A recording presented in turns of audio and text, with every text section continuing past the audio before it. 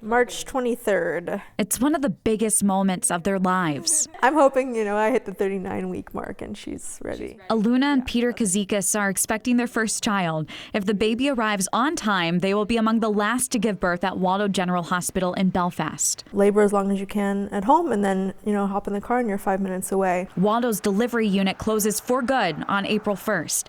So if their baby comes late, that 5-minute drive becomes nearly 40. We would have to go to Penn Bay. Maine Health Penn Bay Medical Center in Rockport is the next closest hospital. We were facing nurse staffing shortages. Denise Needham, president of both Maine Health hospitals, says deliveries at the Waldo facility have averaged around 100 per year, making staff recruitment a challenge.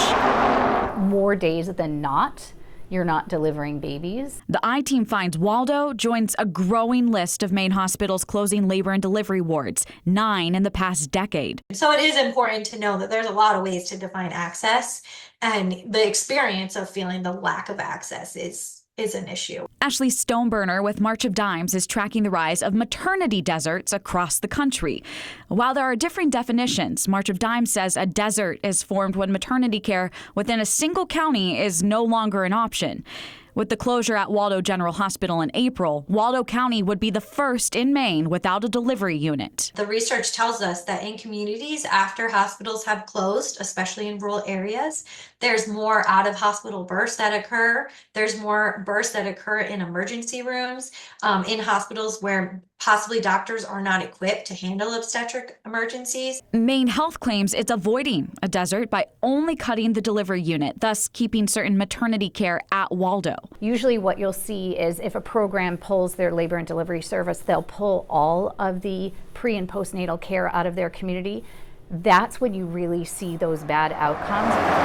Waldo County isn't the only area facing a closure. In Waterville, Northern Light Health announced it's pausing all maternity services at Inland Hospital by March 1st. We delivered 229 babies last year. Despite that volume, Vice President Marie Vino says they simply couldn't find OBGYNs. You don't want to close your labor and delivery unit. It's a dilemma not just plaguing Northern Light. I can tell you that most hospitals that provide these services think about it and talk about it every day. The 200 expectant mothers who plan to deliver at Inland are now being directed an additional 20 minutes south to Maine General in Augusta, a hospital that already delivers 1,200 babies a year. Babies are great. It's one of the more positive things we do in healthcare.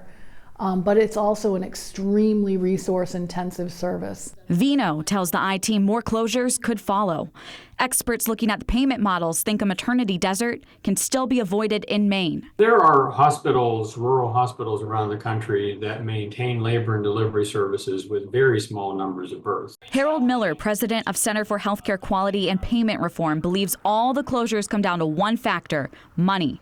He estimates a rural hospital loses upwards of $30,000 per baby because of low insurance reimbursements. The hospital typically only gets paid for each birth that it has. So the fewer the births, the less revenue that they have to be able to maintain those staff. Larger health systems, Miller says, turn to more lucrative services. Many hospitals traditionally have subsidized labor and delivery services with the profits that they make on other services. Like cancer treatment. Sadly, oncology is an area of huge growth for us.